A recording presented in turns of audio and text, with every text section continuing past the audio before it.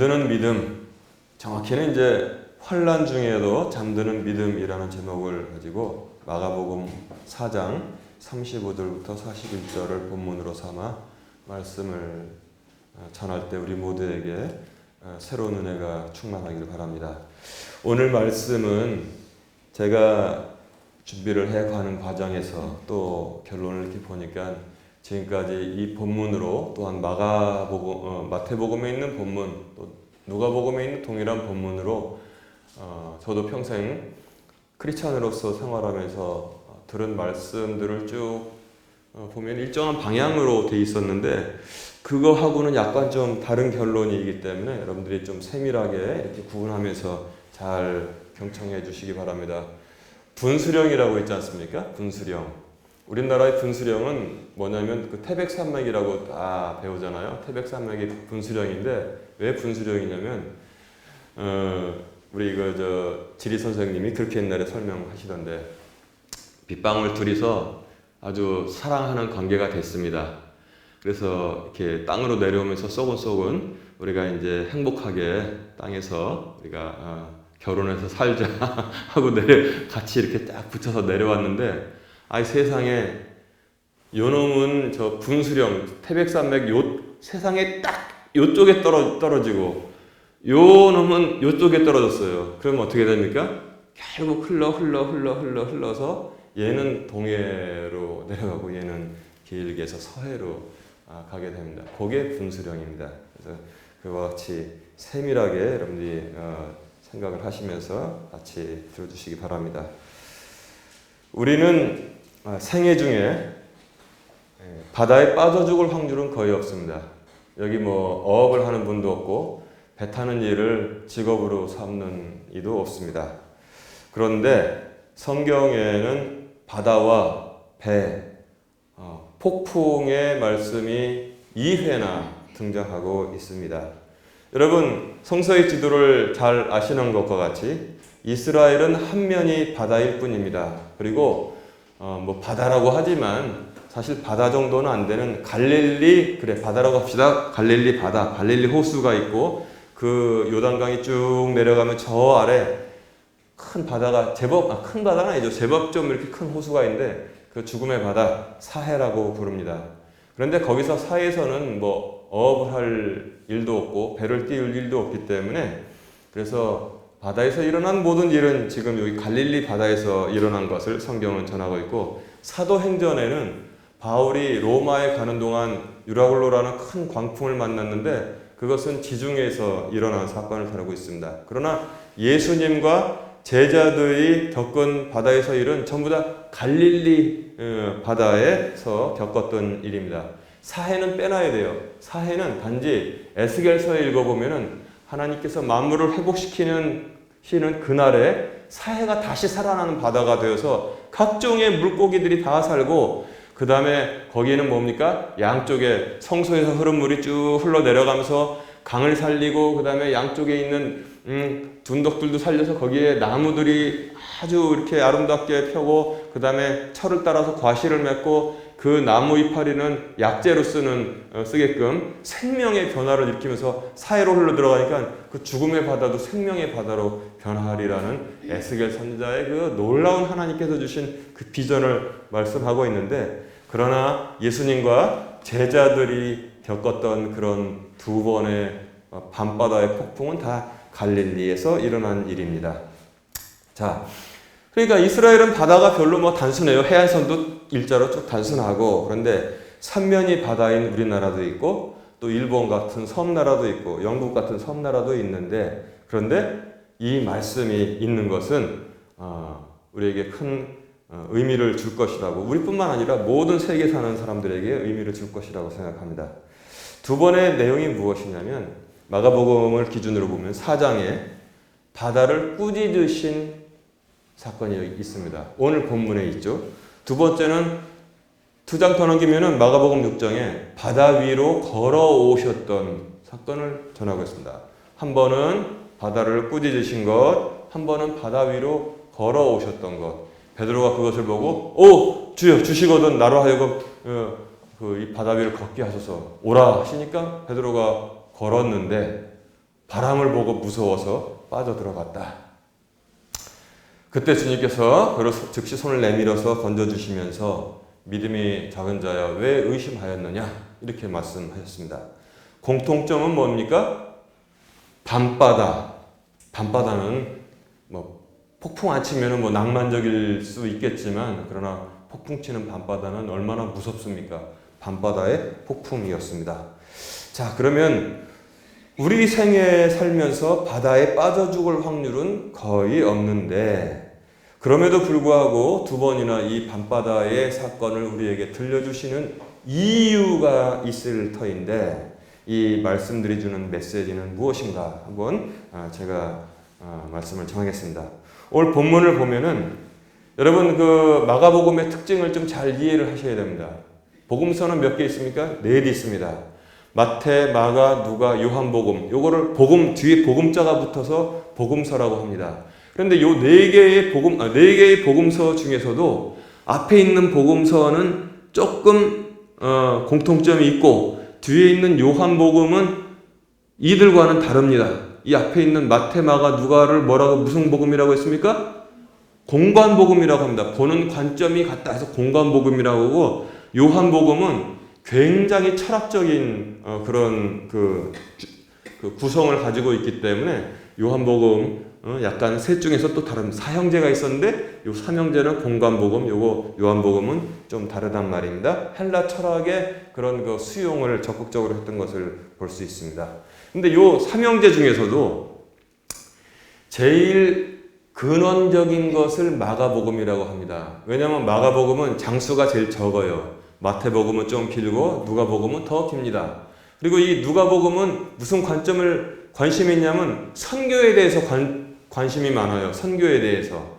그래서 사도행전을 기록한 사람이 바로 누가복음 선교에 대해서 관심이 많으니까 누가복음을 기록한 사람이 사도행전을 같이 기록했다고 보는 것이 신학계의 정설입니다. 왜냐하면 사도행전에 보면 데오빌로 각하여 이전에 기록했던 서신들에서 말씀드린 것과 같이 이렇게 이전에 기록했던 누가복음을 지칭하고 있기 때문에 그렇습니다. 그리고 마태복음은 뭡니까? 마태는 셀이잖아요. 마태는 누구한테 관심이 많냐면 자기의 동족 유대인들에 대해서 관심이 많아요. 그래서 그런 그 유대적인 율법에 대해서 많이 언급하면서 어떻게 하면 이 연결 다리를 놓을까 이렇게 고심했던 흔적이 보입니다. 그런데 마가복음은 제일 짧은데 마가복음이 제일 먼저 기록된 말씀이라고 신학은 이렇게 말합니다. 왜냐하면 짧은 말이 먼저 기록된 겁니까? 나중에 덧붙여져 가지고 길게 된 말이 먼저 기록된 겁니까? 당연히 짧은 말이 먼저 기록됐잖아요. 그래서 마가복음서는 가장 짧고 그렇기 때문에 근원적이라고 봅니다. 그런데 마가복음에는 두 가지가 강조되고 있습니다. 마가복음에 강조되고 있는 것은 고난이 강조되고 있습니다. 고난, 순환이라고도 하는데 고난이 강조되어 있는데 이것만 강조되어 있으면 어떻게 팍팍해서 삽니까? 고난 더하기 특별히 마가복음에는 또 강조되고 있는 거 하나가 있어요. 그게 뭘까요? 그것은 기적입니다. 기적. 고난도 많이 강조되고 있고 그래서 기적도 강조되고 있습니다. 고난과 기적. 여러분 이 둘만 생각해도 충분히 또 강력한 짧은 메시지를 얻을 수 있을 것입니다. 마가복음은 고난과 기적. 그래서 여러분 고난당할 때 욥기도 좋고 시편도 좋고 그러나 또 마가복음을 읽어보면 하나님의 기적이 많이 강조되어 있습니다. 그러니까 이제 우리가 흔히 하는 말로 그러잖아요. 음식 맛을 강렬하게 낼 때는 어떡하냐? 단 것과 짠 것이 같이 있어야 된다. 그래서 단짠. 오죽하면은 슈퍼에 가봤더니 여러분 그거 봤어요? 그 커피 깡통 거에 보면 단짠 커피도 나와 있더라고요. 단짠 커피. 여러분 쉽게 이렇게 생각하세요. 마가복음은 고난 그리고 기적이 같이 강조되어 있다. 그것도 무엇을 말하냐면 예수님은 누구신가? 그걸 또 지금 초점을 두고 있어요. 누구냐면 고난 중에 바라봐야 할 분이시다. 여러분 고난 중에 예수를 바라봐야 한다. 아주 단순하게 명쾌하게 되어 있습니다. 그럼 제가 아까 말씀드린 대로 이 오늘의 이 사건을 마태복음과 마가복음이 어떻게 지금 약간 차이 있게 구분하는지 한번 제가 간단하게 비교해 드리겠습니다. 마태복음에는 8장에 이 사건이 기록되어 있습니다. 그리고 마가복음에는 4장에 기록되어 있어요. 그런데 마태복음에는 한 척의 배 한 척으로 모두가 이동했다고 기록하고 있어요. 마태복음에는 배 한 척, 마가복음에는 여러 작은 배들도 같이 따라오더라. 배 여러 척이 같이 밤바다를 건너고 있었다고 합니다. 이거 중요한 사건인데 왜 차이가 있을까요? 아까 말씀드린 대로 마태복음에서는 공동체, 유태인 공동체에 대한 관심을 많이 두고 있기 때문에 배 한 척, 마가복음에서는 개인이 당하는 고난, 그나마 작은 배들이 쫓아가는데 예수님께서 누워있는 배는 그래도 좀 괜찮아요. 그렇잖아요. 예수님 안 계시고 지금 쫓아가는데 지금 밤바다에서 태풍 만났어요. 그럼 어떻게 됩니까? 응? 그거를 지금 말하고 있다고 저는 생각을 합니다. 그래서 마태복음에는 이 큰 광풍이 일어났을 때 제자들이 좀 느긋해요. 느낌이 보면은 주여 일어나 우리를 도와주세요. 우리가 죽게 된 것을 안 돌아보십니까? 이렇게 저 정도 기도하고 간구합니다.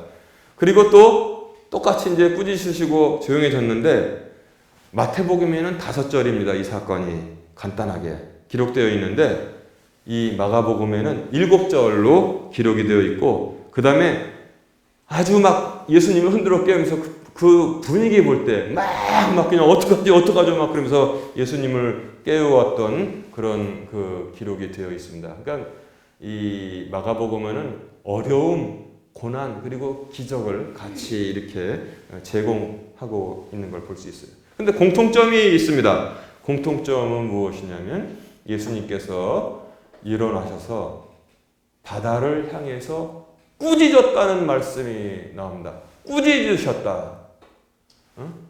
이 킹제임스 영어 성경에는 rebuke, 꾸짖으셨다. 그래서 이제 모든 설교의 방향이 이제 거기서 크게 결정이 되는 결정타가 이 꾸짖었다는 말씀에서 비롯된 것이 아닌가 생각을 합니다. 왜냐하면 우리가 언뜻 생각하기에 명령을 하고 꾸짖는 대상은 어떤 인격적인 대상을 인격적인 물체를 대상으로 하고 있다는 것입니다. 그래서 악한 영, 그야말로 더러운 영을 향해서 꾸짖으셨는데 이 바다도 바로 예수님과 제자들을 삼키려고 악한 영이 준동한 것이 아닌가 이렇게 우리가 생각하기가 쉽다는 것입니다. 우리가 이 꾸짖다에 집중을 하면은 어떻게 또 사고가 흘러가게 되냐면 이 생각이 흘러가게 되냐면 내면화시키는 믿음을 갖게 된다는 것입니다. 내면화시키는 믿음. 이 내면화 믿음의 절반적인 성격. 왜냐하면 우리가 영과 혼과 육으로 되어 있는데 성경은 분명히 그런 관점을 가지고 있어요.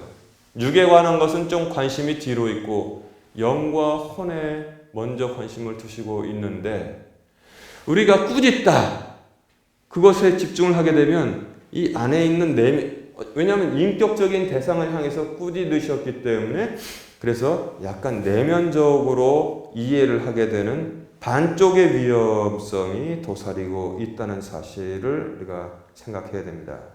41절 제자들이 감탄을 합니다.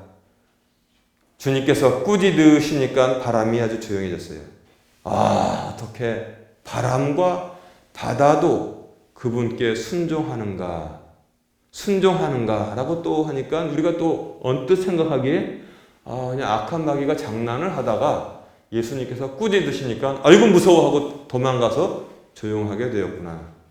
이 위에서 일어나는, 그러니까 애들 말로 위에서 일어나는 저기를 우리가 이제 그 도덕 시간에 어떻게 배웠냐면 형이 상학적인 거, 그 다음에 물질에 관한 것, 우리가 만질 수 있는 거 이런 거는 형이 하학적인 거. 근데 우리가 이 형이 상학적인 것만으로 생각을 하는 그런 그 조건이 다 되어 있다는 것입니다. 그런데 분명히 바람과 바다는 영이 아니고 자연이라는 사실을 제가 지금 말씀드리는 것입니다. 자연입니다.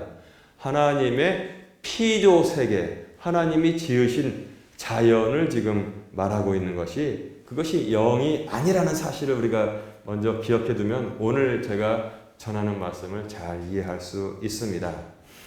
그런데 우리가 흔히 자연을 의인화시켜서 영과 혼으로 이해하게 되면은 악한 영 이렇게 이해하게 되면 아까 지금 말씀드린 대로 학교 다닐 때는 어려운 말로 형이상학화, 내면화가 되면은 하나님은 여기서만 일하시는 하나님이라고 우리가 무의식적으로 그렇게 한정을 짓게 된다는 것입니다.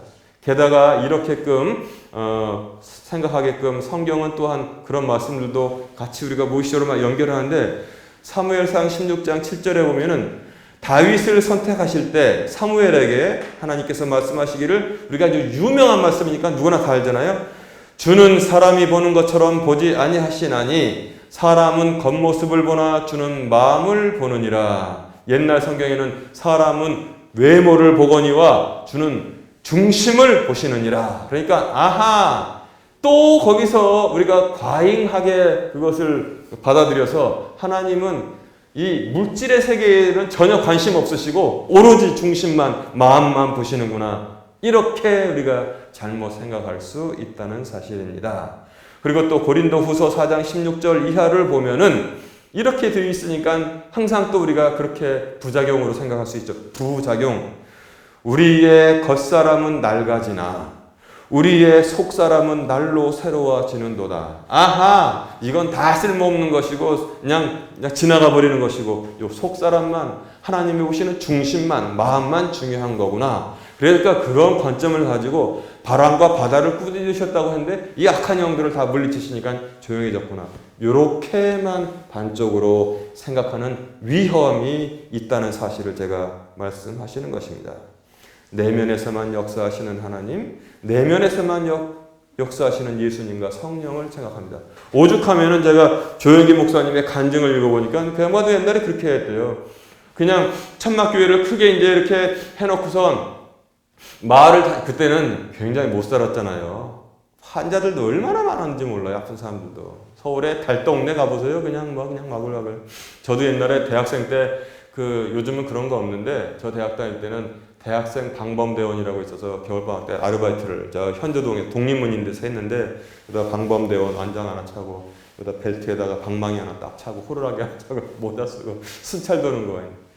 그 달동네 그 추억이 지금도 생생한데 얼마나 어렵게 살았는지 몰라요. 근데 그분이 다니면서 막 동네 광고를 하면서 병 있는 분들 다 병 고치는 역사가 있습니다. 교회로 오십시오. 부흥의 첫날 오세요. 막 광고를 했다는 거예요. 그리고 교회로 얼른 교회로 와서는 기도를 드리기를 하나님 제발 다리 부러진 사람, 골절 걸린 사람은 오지 않게 해주세요. 그냥 마음이 아픈 사람들 자신이 없습니다. 그런 사람들 열이 좀 있는 사람들 오게 해주세요. 기도를 이렇게 했다는 그 간증을 제가 읽었어요. 그런데 딱 하는데 저기 문이 열리면서 어떤 사람이 쩔룩쩔룩하면서 다리 이거 부러진 사람이 오더래요. 그래서 그냥 속으로 그냥 달달달달 떨었다고 그런 기억이 있는데 오죽하면은 내면은 은근슬쩍 넘어갈 수 있잖아요. 아 주여 주께서 이 사람하면 따라 내 죄를 용서받았다 딱 하면 할렐루야 기쁘고 담시 그렇게 하면 뭐 사람들이 와 그러는데 다리 부러진 거 고쳐주세요. 그러면 어떡하냔 말이에요. 그렇게들 생각을 했다는 것입니다. 그러나 성경은 창조하신 하나님, 말씀으로 온 우주를 창조하신 하나님을 분명히 전하고 있다는 사실을 여러분 잊으시면 안 됩니다. 성경은 분명히 오병이어의 기적을 말씀하고 있다는 사실을 여러분 잘 기억하셔야 됩니다. 그러나 성경은 세상에서 가장 맛이 없는 물을 가지고 세상에서 가장 맛있는 포도주로 만드신 예수님을 전하고 있다는 사실을 여러분 꼭 기억하셔야 됩니다. 성경은 또한 죽은 자를 살리신 하나님을 말씀하고 있다는 사실을 여러분 기억해야 됩니다. 그래야지만 내면화 신앙이 가지고 있는 잃어버린 그 반쪽을 찾을 수가 있는 것입니다. 그래야지만 쏘곤쏘곤 내려오던 두 빗방울이 같이 잘 살게, 행복하게 살게 되는 것이지, 하나는 동해안으로, 하나는 서해안으로 떠내려가는 일이 없다는 사실을 여러분 꼭 기억하시기 바랍니다. 저도 그랬고, 여러분들도 그랬고, 은연중에 내면화시켜서 살고 있었기 때문에 반만 우리가 인정하고 살게 되었다는 것입니다. 하나님께서는 영과 혼과 육의 창조자이시고 그 다음에 세상의 창조주라는 사실을 여러분 꼭 기억하셔야 됩니다. 건강을 위해서 통곡밀을 먹으세요. 여러분 이런 광고 본 적 있어요? 통곡물을 드십시오. 건강을 위해서. 뭐냐면 곡식 전체가 이게 다 뭐 비타민도 있고 무슨 뭐 무기질도 있고 이렇게 건강에 좋은 거래요. 통째로 먹으면은. 그런데 소화시키는 시간이 좀 길어요. 그러니까 정미소에서 요걸 껍질을 팍팍팍 깎아요. 깎다 보니까 이제 여기 현미가 나오는데 이것도 좀 귀찮아. 사람의 혀가 얼마나 좋은 것만 쫓아가는지 또 팍팍 깎았어요. 하얀 백미만 나왔어요. 거기서 요 쌀눈도 탁 쳐내가지고 쌀 모습이 요게 아니라 이렇게 돼가지고 오죽하면은 저기 영산강 쭉 따라가 보세요.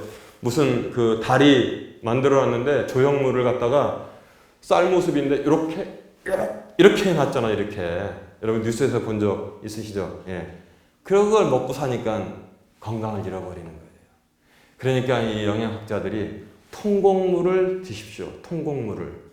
그러면은 조금 맛이 덜할지 모르지만 소화시키는 시간이 길지 모르지만 반쪽에서 전체를 주기 때문에 건강해집니다. 당뇨도 안 걸리고 좋게 된다는 거예요. 여담이지만 사람들이 현대병이 언제부터 걸렸느냐. 제 옛날에 본 그 내용에 보니까 정미소가 생긴 다음부터 사람들 인류의 건강이 팍팍 나빠졌대요. 정미소가 생긴 다음부터. 그전에는 그렇지 않았다는 것입니다. 즉 하나님의 말씀도 말씀의 정미소에서 다 깎아버리고 주면은 건강해지지 않는다는 건강한 신앙이 아니라는 사실을 제가 지금 말씀드리고 있는 것입니다. 제가 광고에서 한 것처럼 하나님 우리 교회 정말 전망이 아름답고 충분히 넓고 접근하기 좋은 땅을 주시옵소서 기도하는 것은 여러분 이 말씀을 이 취지를 이해하는 데 많은 도움이 될 것으로 생각합니다. 하나님은 내면만 아니라 하나님 우리 교회에 이제 건축을 해야 되는데 땅을 주세요. 땅을 주세요. 여러분 그걸 꼭 같이 기억해 주시기 바랍니다. 자, 이제 내면화 믿음의 위험성에 더해서 자책하는 믿음의 위험성을 같이 제가 전합니다. 그래서 오늘은 이 말씀을 통해서 두 가지 기억하시면 돼요. 내면화 믿음의 반쪽 위험성, 내 탓이요. 자책하는 믿음의 위험성, 요거를 같이 기억해 두세요. 뭐 천주교에서는 뭐 미사 끝나고 나갈 때마다 어이구 내 탓이요 매주마다 한다고 그러는데 그거 좋지 않다는 것입니다. 사실 내면화가 되면은 당연히 또 자책하게 되어 있습니다. 고등 종교 중에서 이방 종교의 주된 메뉴 두 가지가 내면화 그 다음에 자책하게 만드는 것입니다. 그거 아주 종교 리더들은 아주 편해요. 내면화 시키고 더 기도하세요. 더 봉사하세요. 왜 이렇게 요새 게으릅니까? 왜 이렇게 신앙생활에 등한시합니까? 자책을 막 하면 괜히 막 주눅이 들어가지고 아이고 내 탓이요. 그러면서 주눅 들어간단 말이다. 그거 통곡물 먹지 않는 그런 신앙이에요. 잘못된 신앙입니다. 고등종교 중에 또 이방종교의 내면화 보세요. 깨달음. 그들은 깨달음을 강조해요. 깨달음이 중요하지. 내면하니까. 하다가 내가 벽을 보고 40일이 섰더니 깨달았도다. 세상은 모든 인생은 코다. 근데 뭐도 이렇게 하다 보니까 이렇게 되는 거구나. 똑똑똑똑. 그거 다 깨달음. 내면화되기 때문에 깨달음을 강조한다는 것입니다. 그리고 또 뭐예요? 그렇게 하기 위해서는 수련해야 된다는 거. 수행하고 고행하고 그 다음에 도덕적인 거 강조하고 이렇게 되면은 정말 그것이 하나님이 주신 통곡물의 신앙의 찌꺼기를 받아먹고 살게 된다는 것입니다. 찌꺼기를. 이것을 지금 저는 옳지 않다고 말씀드리는 것입니다. 오늘 그러면 이 말씀은 무엇을 전하느냐? 시각을 돌리라는 것입니다. 시각을 돌려라.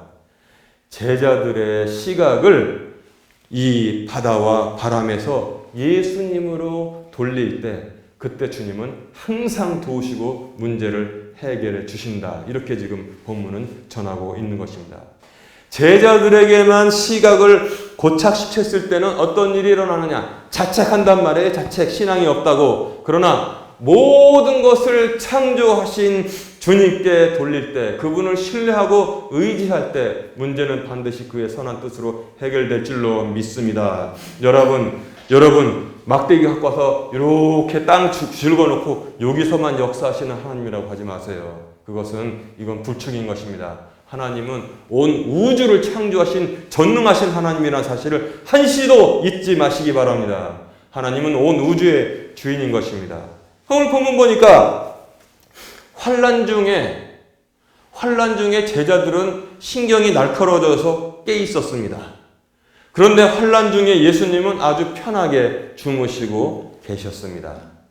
요게 원래 지금 이 사건의 단면을 보여주고 있습니다. 그런데 기도할 때가 되어서 감람산에 올라갔을 때, 기도할 때 제자들은 다 자고 있었습니다. 너희가 1시간도 나와 함께 깨 있을 수 없느냐. 그러나 기도할 때는 예수님은 온 힘을 다해서 기도를 했습니다. 그래서 땀방울이 핏방울이 되도록 기도하셨다는 사실을 성경은 전하고 있잖아요. 보세요, 이거. 환난 중에 제자들은 깨서 아우성하고 예수님은 편하게 주무시고, 기도할 때는 예수님은 깨어서 간절히 기도하고 제자들은 자고 있고, 이게 지금 문제 아닙니까? 이게 두 가지 연결시켜 보면 문제가 눈에 잘 보이게 되어 있습니다. 그런데 그들이 부활하신 주님을 만나본 후에 사람들이 바뀌었습니다. 환난 중에 사도행전 12장에 보니까 그 겁 많던 베드로가, 성격이 불끈불끈한 베드로가 잠을 자고 있었습니다. 언제 잤어요? 그것들 다 잡아들여가, 예루살렘 교회가 막 부흥하니까 헤롯이 잡아들였잖아요. 잡아들여가지고 옥에 집어넣고선 침례 요한을 죽이니까 백성들이 좋아하는구나. 베드로도 끌어내가지고 이제 목을 베어버려야지. 내일 죽어요. 내일 끌려나가서 목 베임 당하게 되어 있습니다. 환난입니다. 환난. 그때 베드로가 옥에서 뭐 하고 있었어요? 주야 우리를 도우소서 하고 있었습니까? 배서한 것처럼? 아니요. 깊이 잠들어 있었습니다. 깊이 잠들어 있었습니다. 그러니까 오죽하면 와서 천사가 옆구리를 콱 찔렀겠어요. 일어나라고. 일어나가지고 나갔더니 문이 스르륵 열리고, 그래서 다락방에 모여서 기도하는 이들에게 찾아갔던 사실. 그냥 로데라는 계집종이 와가지고 밖에서 두드리는 베드로의 목소리를 듣고 기뻐가지고 안으로 뛰어 들어갔지 않습니까? 환난 중에 깨어있던 제자들이 환난 중에 깊이 마치 배 위에 예수님처럼 잠들어 있을 수 있었다는 사실입니다. 또 누굽니까? 또 누구예요? 바울이죠. 바울. 사도행전 27장 보세요. 아까 제가 지중해 얘기를 잠깐 했잖아요. 바울이 어디로 갔습니까? 가이사에게 호소했기 때문에 재판받으러 로마로 갔습니다. 그런데 그 백부장 율리오가 지금 인도하는 배 타고 갔는데, 그게 뭐예요? 지중해 항복판에서 유라굴로라는 큰 태풍을 만났습니다. 그야말로. 그러니까 배가 그냥 난리가 치고, 그러니까 선장이 뭐라고 했어요? 모든 짐들을 다 바다에다 던지라고 했습니다. 그래도 지금 막 죽을 지경인데, 저기 내려가 보니까 뭐예요? 누가 자고 있었어요? 바울이 그냥 깊이 잠들어 있었습니다. 그랬더니 바울을 깨웠잖아요. 바울을 도와달라고. 바로 그것입니다. 그리고 또 요나도 그랬습니다. 요나도. 이게 바로 정상화된 모습을 또한 성경은 우리에게 보여주고 있는 것입니다. 그래서 제자들의 아우성만 보고 믿음이 없다? 그걸 또 잘못 해석하면은 어떻게 생각해요? 우리는 큰 믿음을 가져야 될 텐데. 큰 믿음은 뭐예요? 믿음의 근육 키우는 겁니다.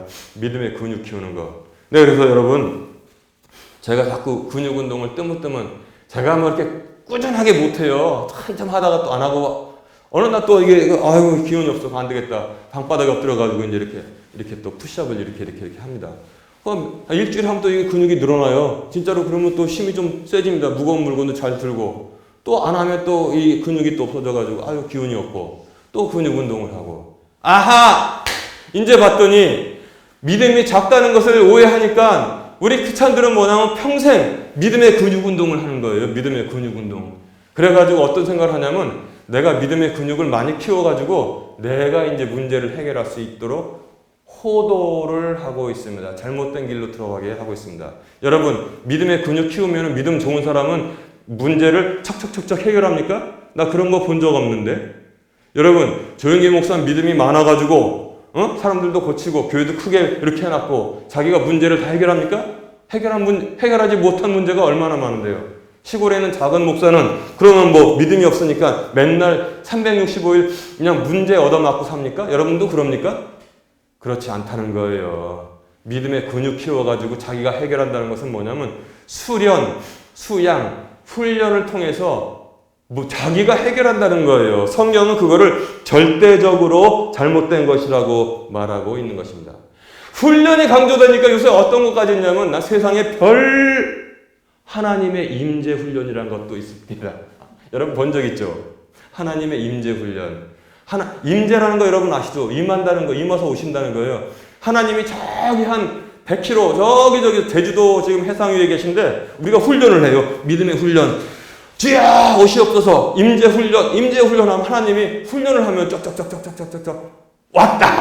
하나님이 임재를 했다. 할렐루야. 성령이 임했다. 성령 임재 훈련 어서 오시옵소서. 야, 세상에 이것처럼 어리석은 게 어디 있습니까? 그런데 건전한 교회들 성령 임재 훈련, 하나님 임재 훈련 많이 해요. 그 세미나에 또 갑니다. 와, 무슨 하나님이 내가 훈련을 해야지 오는 내가 훈련을 해야지 오는 하나님이야. 아니 그러면 사도 바울이 말한 것처럼 죄가 충만한 곳에 은혜가 충만하느냐, 그것도 도대체 어떻게 된 거냔 말이에요. 응? 죄인들은 믿음이 없는데 거기 어떻게 성령이 임해요?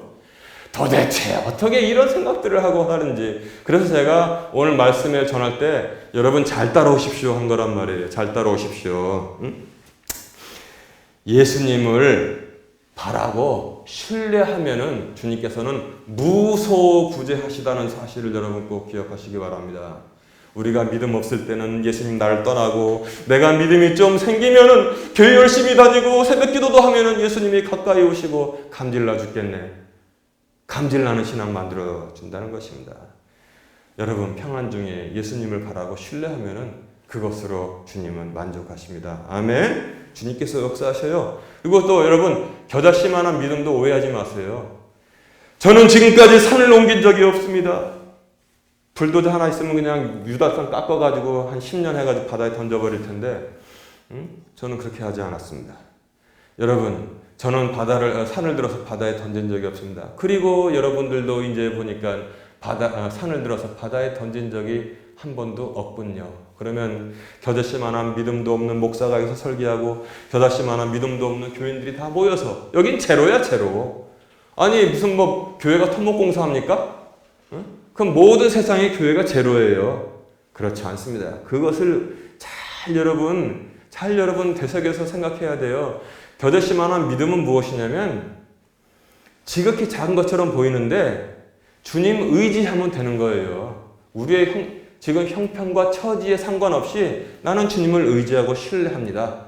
그것이 바로 믿음인 줄로 믿습니다. 무슨 우리가 땅 파가지고 지금 바다에다가 산 옮깁니까? 그렇지 않다는 것입니다. 여러분 이제 말씀을 정리합니다. 참된 믿음은 내면화의 믿음이 아닙니다. 그래서 여러분들 성령 임재 훈련, 하나님 임재 훈련 그런 거 가지 마세요. 다 쓸데없습니다. 제가 볼 때는.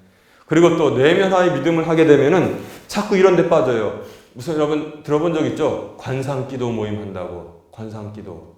뭐 하는지 아세요? 촛불 켜놓고선 촛불 바라보고 있는 거예요. 그거. 촛불을 딱 바라보고 있으면은 뭐 무슨 상이 보이는데 상을 본다는 거잖아요. 그래서 주님께서 뭐라고 말씀하셨다고. 주님께서 내 내면에 어떠어떠한 소리를 들려주셨다고. 이게 다 허무맹랑한 소리예요. 허무맹랑한 소리. 방언을 하는데 방언 또 통역을 해요. 또 그러면 또 주께서 이 시간에 뭐라고 말씀하신다. 저 좋아. 그 녹음해가지고 방언 통역자 2명 불러가지고 각자 방에서 한번 통역해보려 글을 써가 달라고 그래요. 그러면 똑같이 갖고 오는 거야. 다 틀리지. 여러분 참된 믿음은 내면화의 믿음이 아닙니다. 통곡물 생각하세요. 통곡물. 하나님께서는 세상과 사람의 마음속까지 모두 지으시고 일하시는 것입니다. 세상과 사람의 마음속까지 모조리 다 창조하신 하나님이시라는 사실을 우리가 알아야 돼요. 통곡물은 백미보다 건강하다. 통곡물은 백미보다 건강하다. 밀가루보다 건강하다. 이렇게 우리가 생각해야 돼요. 또한 믿음이 없다, 믿음이 적다를 바르게 이해해야지 이것을 자책한단 말이에요. 저희 항상 믿음이 없었어요. 아유, 믿음이 없었어요. 믿음이 없는데 어떻게 교회를 나올 수 있을까? 단잠 잘 수 있는데. 믿음이 있으니까 나온 거 아닙니까? 예배드리러. 자책하면 자꾸 이제는 좀 믿음을 좀 키워봐야겠다. 믿음을 어떻게 키우지? 아니, 화분에다 물 주면 이게 자라긴 자라는데 믿음을 키운다고 그래요. 그래가지고 이제 믿음을 키우니까 우리의 믿음 해결 근육을 운동한다는 거예요. 제 근육은 엎드려서 푸시업하면 늘더라고요. 이게 일주일 하면 근육이 나와요. 근데 믿음은 어떻게 이렇게 하면 됩니까? 이거? 아니란 말이에요. 우리는 주님을 믿고 내 모습 이대로 주님을 믿고 바라는 것이 전부인 줄로 믿습니다. 예, 그게 전부예요. 여러분도 중요한 말씀 잘 들으세요. 우리 인생은 우리 신앙 상태에 수시로 좌우되는 것이 아니올시다. 뭐 좀 안 좋은 일 일어나면은 내가 요새 신앙생활 게을리하고 주님께서 경고하시느라고 살짝 그렇게 할 수 있어요. 그러나 인생 전체를 놓고 볼 때 내가 신앙이 나빠가지고 이렇게 막 좌충우돌하나 어려운 일이 일어나나 그렇게 생각하면 소용돌이에 빠지게 되어 있습니다. 우리 인생은 우리 신앙에 수시로 좌우되는 것이 아닙니다. 그러면 아무것도 안 하고 어떤 방탕한 사람이 로또 1등 왕창 당첨되면은 그 사람 신앙이 좋아가지고 된 겁니까? 우리 집안에 무슨 일이 좋은 일이 갑자기 생기면 할렐루야 내가 요새 이렇게 뭐 잘했더니 이렇게 되는구나 이렇게 생각되는 겁니까? 그게 아니라는 거예요. 그런데 그렇게 생각하기 쉬운데 그것이 아니라는 사실을 제가 지금 여기서 열심히 전하고 있는 것입니다. 그러면 무엇이냐? 답은 은혜, 그레이스, 은혜입니다. 바울이 그의 서신서를 통해서 끊임없이 강조한 것은 무엇이냐? 무슨 행위로냐? 행위가 그거예요. 믿음의 근육 키우는 거. 지금 현대 교회에서 행위는 무엇이냐면 믿음의 근육 키우는 겁니다. 무슨 행위로냐? 믿음의 근육으로냐? 그것이 아니다. 오직 은혜로 말미암는다. 2000년 전부터 줄기차게 바울은 외치고 있는 것입니다. 그래서 사랑하는 성도 여러분, 제가 말씀드립니다. 예수님처럼 그 후에 베드로와 바울처럼 환난 중에 잠을 평안히 자시기 바랍니다. 환난 중에 잠을 평안히 자세요. 그러면 목사님 너무 게을러지지 않을까요? 잠을 평안히 주무시고 환난 당했을 때 잠 잘 자야 돼요. 그래야지 견디죠. 잠을 잘 자시고 멀쩡할 때 기도 얼마든지 할 수 있습니다. 그때 주님께 믿음을 가지고 평안한 중에 간절히 구하는 것이 우리의 할 것의 정답입니다. 이게 바로 정답이에요. 잠을 잘 자야 됩니다. 그래서 믿음은 은혜로 받아들이고 믿는 것입니다. 이게 바로 믿음인 것입니다. 여러분, 통곡물의 온전한 신앙, 내면한 신앙도 이제 떨어버리고 뭐예요? 이제 자책하는 믿음도 떨어버리고 항상 평안하고 감사한 가운데 신앙생활 하시기를 주님의 이름으로 축원합니다.